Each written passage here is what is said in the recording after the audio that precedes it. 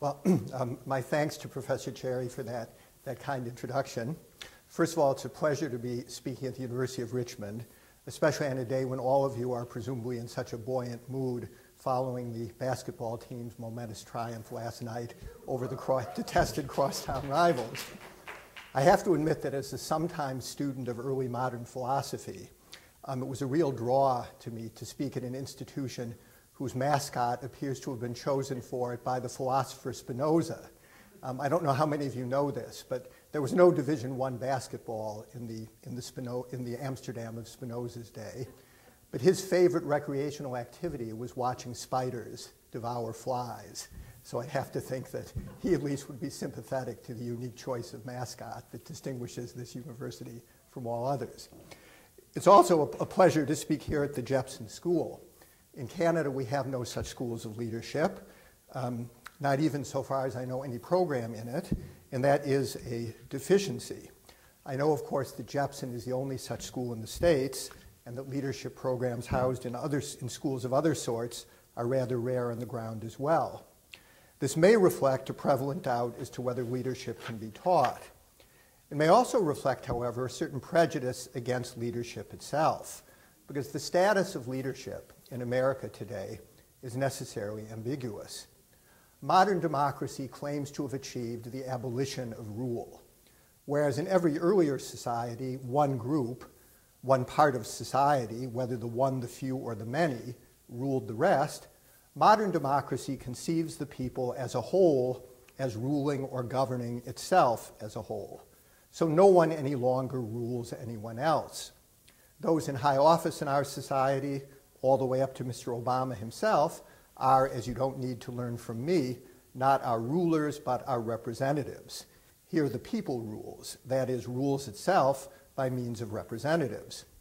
Now, leadership is by no means the same as rule, a point to which I'll return in a minute.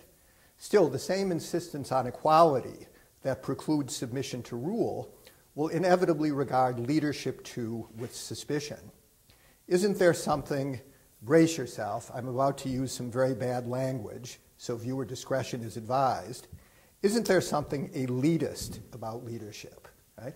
Is leadership even compatible with democracy?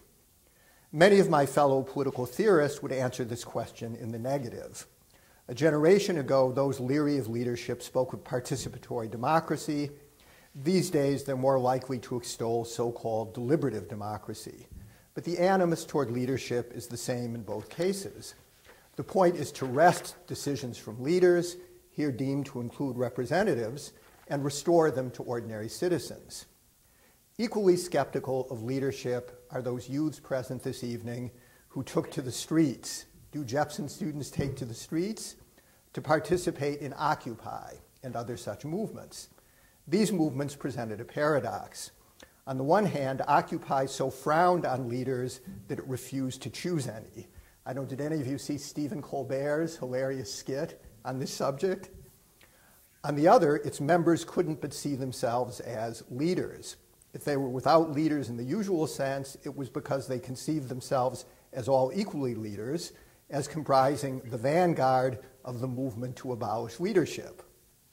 This contradiction goes back at least as far as Marxism.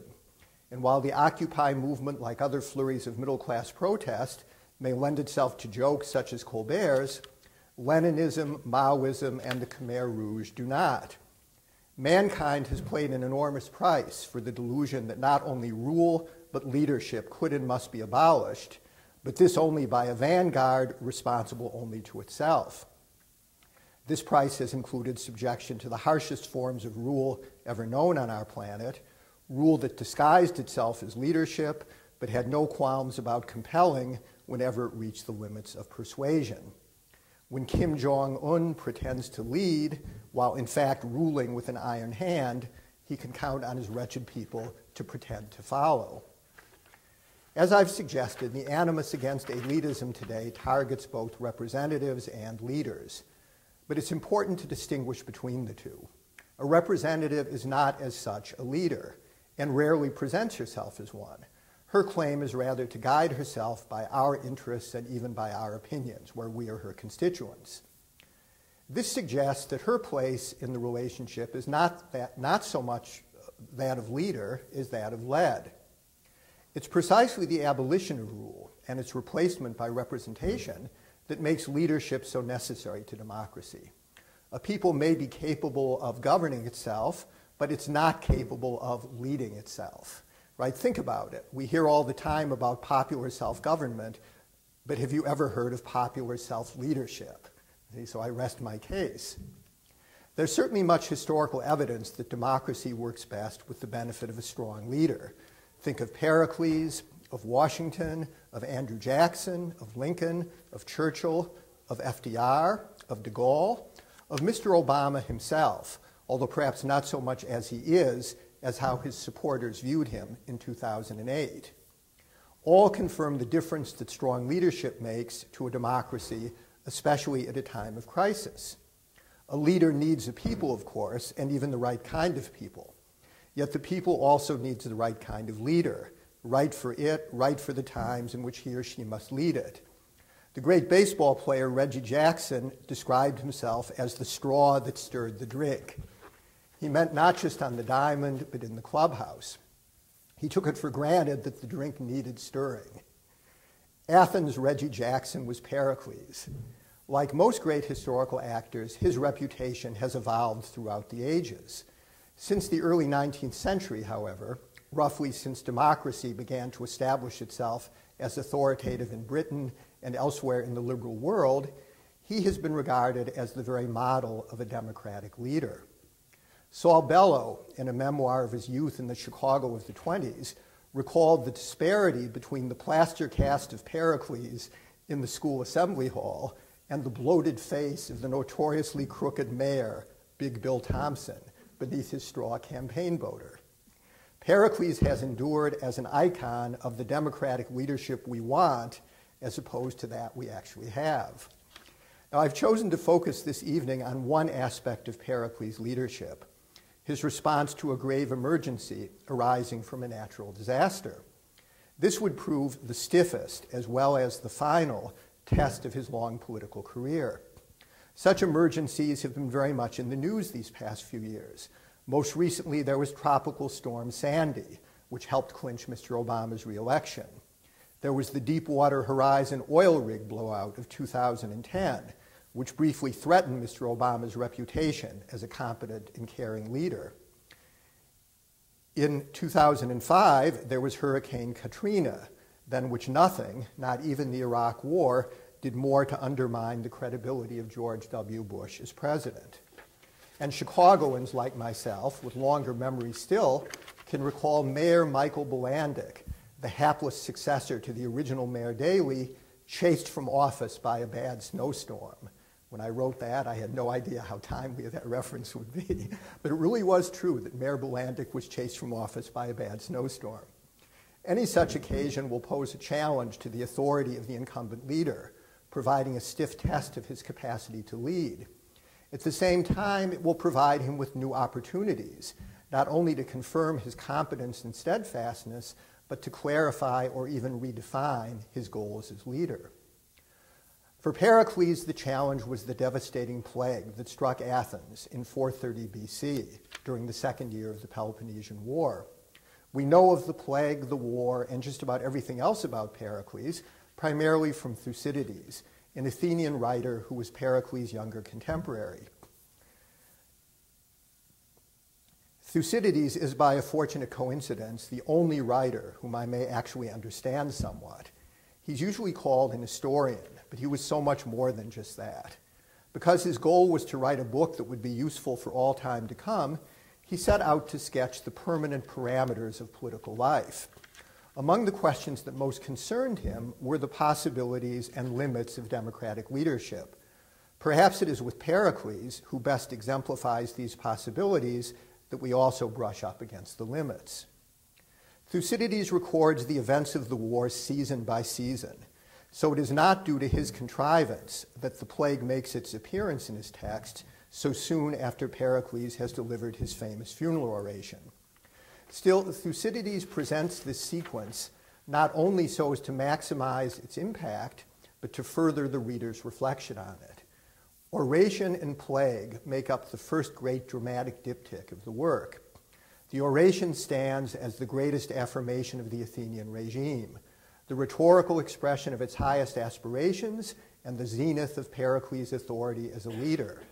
The plague, as if to respond to the oration, cruelly deflates these aspirations and severely undermines Pericles' authority, thus provoking a final crisis to which he's called upon to respond. At the date of the funeral oration, the plague is as yet undreamed of, and the war has yet to seriously disrupt the lives of most of the citizens. While the nominal purpose of the oration is to commemorate those Athenians who have died in the first year of the war, these appear to have numbered no more than half a dozen. The city has not been plunged into mourning. Pericles seizes the occasion both to flatter the citizens and to exhort them. He paints them as better than they are, while exhorting them to become better still. He dares to summon them to a new and nobler notion of happiness. He calls on all Athenians, male and female, old and young, to distance themselves from the private goods that most people live for most of the time, the solid, if prosaic ones of life, family, and belongings. These goods center on the body, its safety, its comfort, the kinship relations that spring from it. From the beginning of his speech until the end, Pericles keeps up a drumbeat of criticism of this range of human goods. The Athens of the speech is not one of ordinary people dominated by these ordinary concerns. It's a city of extraordinary people, extraordinary above all in their indifference to their bodies. By indifference to their bodies, I mean, first of all, their relative unconcern with the range of goods associated with the body, already referred to. This indifference culminates, however, in their readiness to lay down their lives for their city.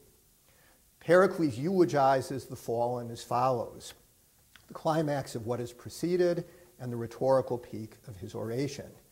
He says as follows, "For by giving their bodies as their common contribution, they received as individuals the praise that never grows old, and the most remarkable of tombs, not just that in which they are laid, but that in which their renown is deposited, forever recalled on every opportunity, whether of speech or deed, forever remembered.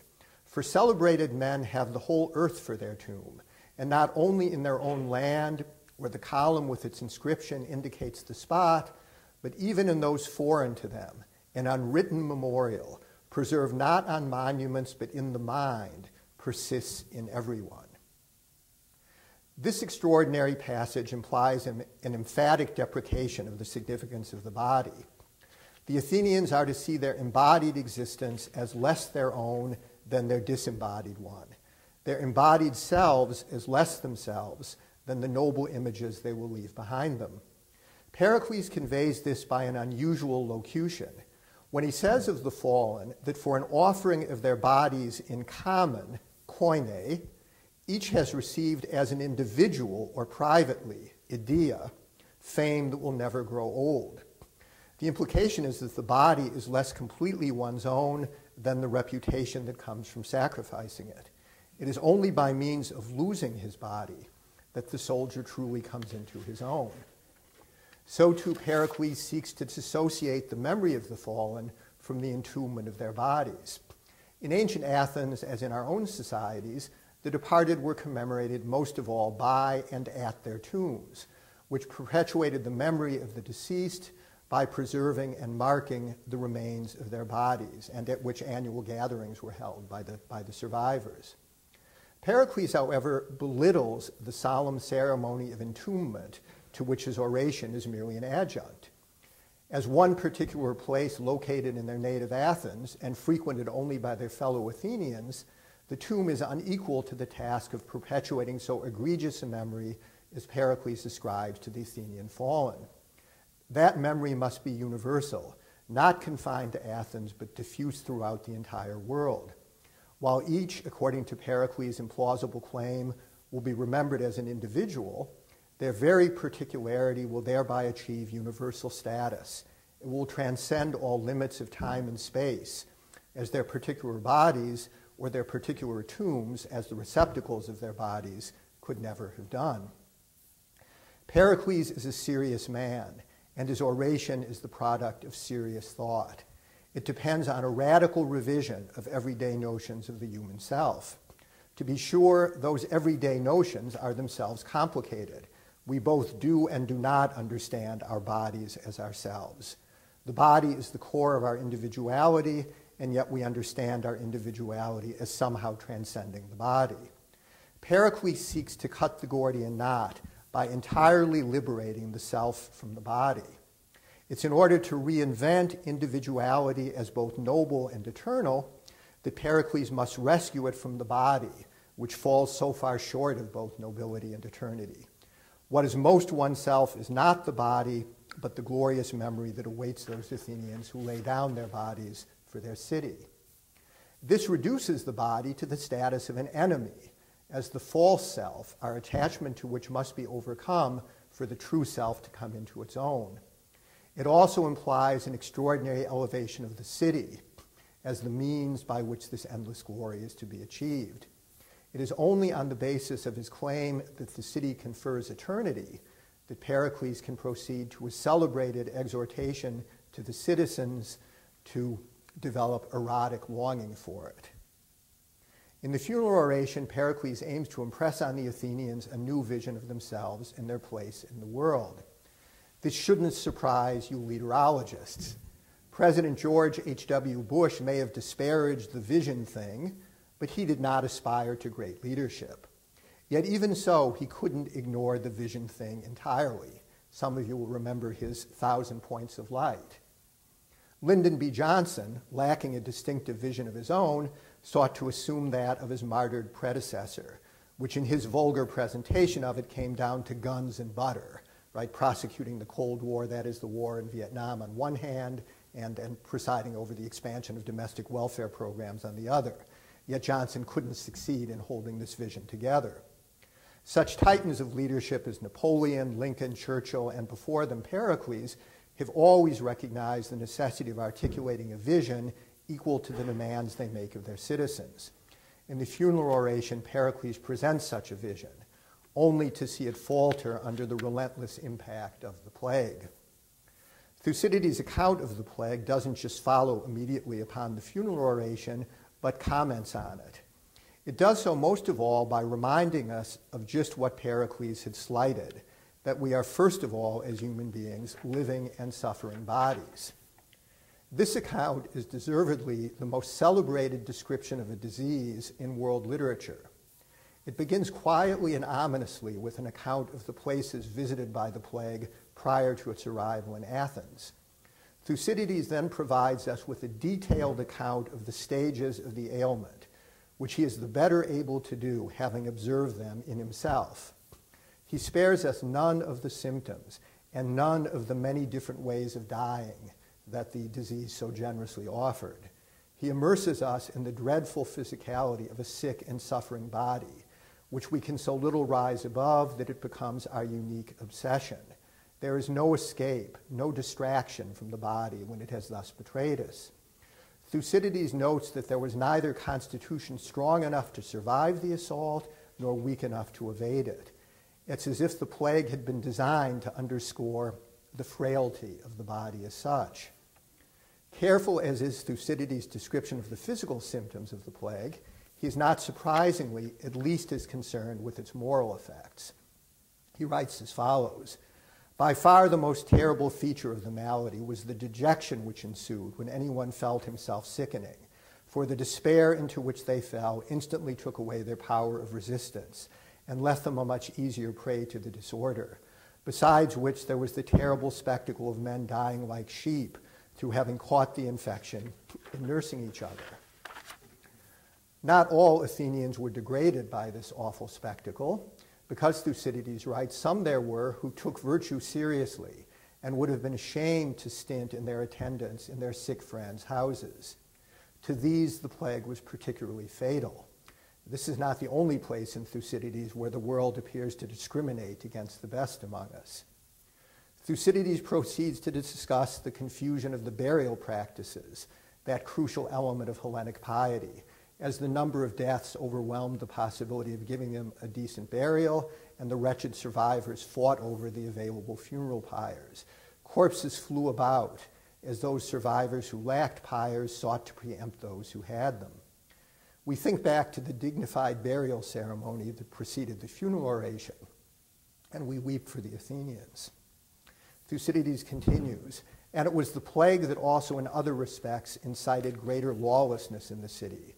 For people now readily dared what before they had done covertly rather than at pleasure, seeing the sudden changes and how some rich man dying suddenly, another who before had nothing in the way of possessions, all at once owned those of the first man. And so they determined to spend quickly and for the sake of enjoyment, holding their bodies and their wealth alike to be but things of a day. No one was keen to persevere in what had been reputed honorable, holding it uncertain whether he would achieve it before he melted away. Instead, the pleasant and whatsoever procured it were established as both honorable and useful. So Athens suffered grievously from what we might call the decline of appearances. Most of the citizens, Thucydides suggests, had always acted with an eye to their own pleasure or advantage, but in normal times had done so only covertly. Respecting appearances, they pursued their pleasures responsibly. But this presumed a certain time frame, time enough to succeed in obtaining their wishes in this unhurried fashion, time remaining to them on this earth. Self-restraint of this instrumental sort depends on presuming a tomorrow. The plague rebutted any such presumption. Especially poignant is the fate of the noble or honorable, to kalon in Greek.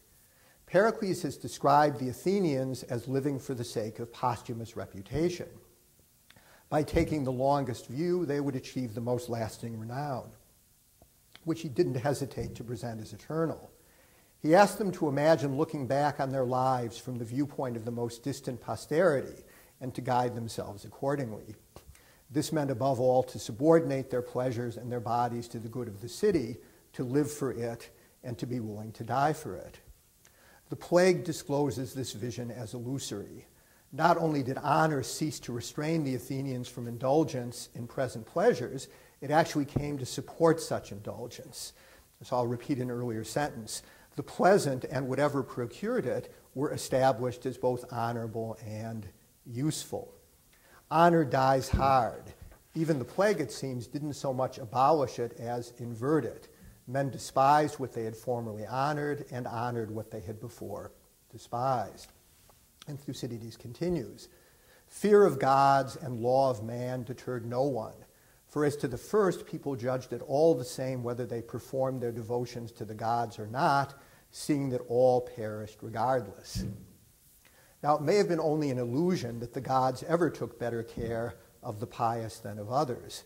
After all, we Jews, Christians, and Muslims are confident that these were false gods who as such had never helped anybody, which may also have been Thucydides' view. Under normal circumstances, however, at least some of the pious flourished, so all the pious could hope. The plague rudely dashed all such hopes. The Athenians may well have wondered where the gods were now that they needed them. They thereby confirmed, however, that their former piety had depended on their not having needed them. In the normal conditions of a stable society, the gods' neglect of us is neither so obvious nor so grievous. Thucydides goes further. And as for crimes, none expected to live to come to trial or pay the penalty, holding that a much heavier sentence had been pronounced and hung over them, and that before it fell, it was only fair to enjoy life a little. So the fate of law resembled that of honor. Again, the crucial consideration was time frame. As people no longer hoped to survive to reap the benefits of a good reputation, they no longer feared that they would live long enough to pay for their crimes. Yet just as the effect of the plague was to degrade the notion of the noble or honorable rather than to eradicate it, so too its victims maintained their attachment to justice. The irony was that this very attachment now supported their pathetic little crime sprees. They felt that it was only fair that they devote themselves to illicit pleasures. This was because they saw the plague as a punishment pronounced against them. The Greek phrase used, kata psephizmenen, implies a verdict reached by a jury. Since they were already fated to pay the penalty, who could begrudge them the crime? Now, this may not seem to make any sense at first. There had been no jury. illness not being an unjust verdict or a verdict of any kind. There is no mind or will behind it, nothing therefore to warrant indignation. Justice has nothing to do with it. Yet Thucydides here exposes a profound truth. Irrational as the sentiment is, we feel we have a right to our body and its life. When it is threatened, be it by a mindless illness, we respond with anger as if to injustice. In the face of the plague, then, just as the previously dishonorable seemed honorable, the previously unjust seemed justified. Thus did the plague turn ordinary life in Athens upside down and plunge the society into freefall. If other aspects of Thucydides' narrative disclose the shortcomings of this or that regime, Athens or Sparta or some other, his account of the plague exposes the limits of politics as such, and thereby of leadership as such. Stability of any other sort presumes the expectation of stability for the body. Yank this rug out from under a city, and it will descend into anarchy. The plague would thus have posed a harsh challenge to any Athenian leader of the day. To Pericles, it posed one harsher still. This was true for 4 reasons. First and most obviously, the plague grievously depleted both the morale of the city and its population. Pericles' war policy, a strategy of simply outlasting the Spartans, had relied on both. Secondly, the effects of the plague had been greatly aggravated by the influx into the city of refugees from the countryside, another byproduct of his fortress Athens policy of conceding rural Attica to the Spartan invaders. Those of these who had no urban kin with whom to lodge had no choice but to occupy the public places, sacred as well as profane, of the already overcrowded city. There they had lived in wretched conditions, and there, when the plague had struck, they had died in even greater numbers than the other citizens. The spectacle of their corpses strewn about the public squares and sacred precincts was an appalling reminder of the human cost of Pericles' policy. Thirdly, Pericles planned countermeasures against the Spartans, which consisted of naval operations, were themselves undermined by the plague. Their crews ravaged by the disease, the fleets were compelled to withdraw in failure to Athens. Lastly, popular belief ascribed plagues to the god Apollo, who had announced to the Delphic oracle his support for the Peloponnesian cause. The pestilence therefore persuaded many Athenians that Pericles had lured them into war against a foe even more daunting than the Spartans. Now, there were no pollsters in ancient Athens. Thucydides was on the scene, however, and we can credit his report that the mood was dark. A people that had previously supported Pericles and his war policy was now deeply disaffected with both. It went so far as to send envoys to Sparta to seek to negotiate a peace. When these overtures failed, the people became still more exasperated with Pericles. It was seized by one of the ugliest and most powerful of political passions, the urge to find a scapegoat for its troubles. That scapegoat was, of course, him. At this point, then, Pericles' leadership was in shambles. His bold, positive vision of a glorious citizenry, as expressed in the funeral oration, had foundered beneath the pervasive adversity. Floored by such overwhelming evils, the people no longer sought anything but relief from them and from the leader on whom it blamed them. Although undefeated by the Spartans, Pericles had been worsted by the plague. Such is the unpromising setting for the last and, in my opinion, the finest of the speeches that Thucydides reports of Pericles. It would prove the last because Pericles died soon after, having himself contracted the plague. I deem it the greatest because the one through which he succeeded in reasserting his leadership in such adverse circumstances. Like all of the speeches ascribed to Pericles by Thucydides, this one is highly complex. We can only touch on some of its highlights here. It offers, as it must, a defense of Pericles' policy, and so of himself. His standing having slipped so far, however, he can't exonerate himself without accusing his fair-weather followers, thereby risking offending them still further. He must do what few democratic statesmen of today would dare, remind the people of his superiority to it and its dependence on him. But how and where to begin? By reasserting his mastery of the present situation. That, of course, means not his mastery over the plague. No one at that time could have done anything about the plague, but rather his command of the popular reaction to it. He begins by insisting that he has been expecting these expressions of the people's wrath against him, for he understands its reasons. He doesn't take it personally. He thus demonstrates the unworthiness of the people's anger, in part by suggesting that he feels none in return.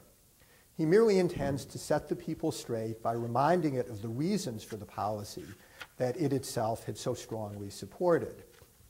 Yet there's an obvious objection to this project. Previously in the funeral oration, he had rallied the Athenians on the basis of a glorious vision of their democratic project and of the war necessary to sustain it. That vision is now in tatters. It depended, as we saw, on a radical deprecation of the importance of the body and the private sphere emanating from it, an attempt to sever the Athenian sense of self from their attachment to these. The plague, however, has reminded all Athenians how much they care about their bodies. They crave not the glory that the war offers them, but the bodily security that it and the plague have conspired to assault.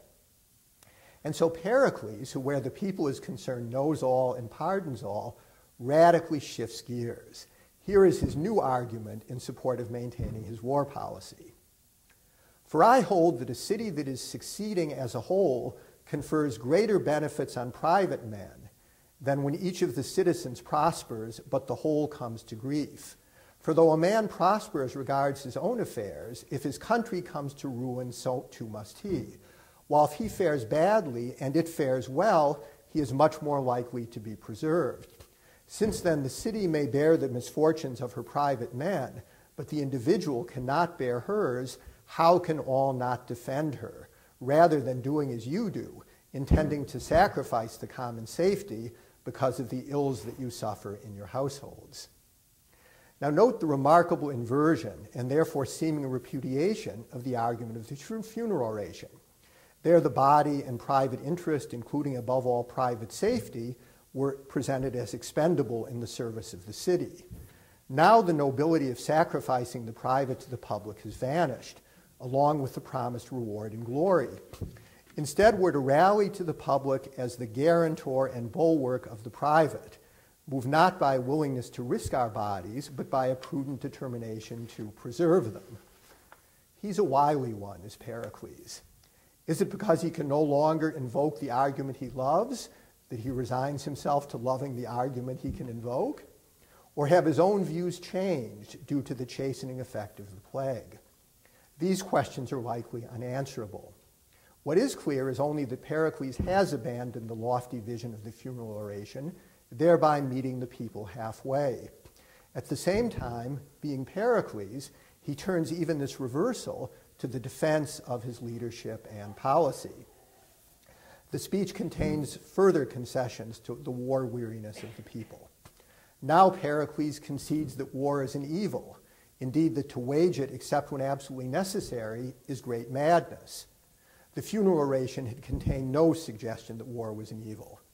He goes on, however, to affirm the necessity of the present war. So in Pericles' masterful hands, the very concession that war is such as bad serves only to establish the credibility of his claim that this particular war is necessary. Pericles similarly backs down from his earlier presentation of Athens' empire as both just and glorious. Now he concedes that it is, quote, so to speak, a tyranny, unquote, and that it may have been unjust to acquire it. Yet this is no argument for relinquishing it. Quite the contrary. Precisely if the empire is a tyranny, or at least is so perceived by its subjects, then Athens cannot afford to let it go. For that would be drastically unsafe, given the vengeance for which the subjects thirst. Again, the primary appeal is to the safety of the private, to justify the very policy that had become intolerable to the people because of its preoccupation with the safety of the private.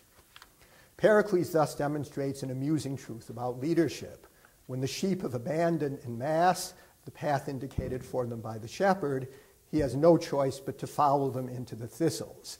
He can reestablish his authority over them only by repositioning himself at their head wherever they now find themselves.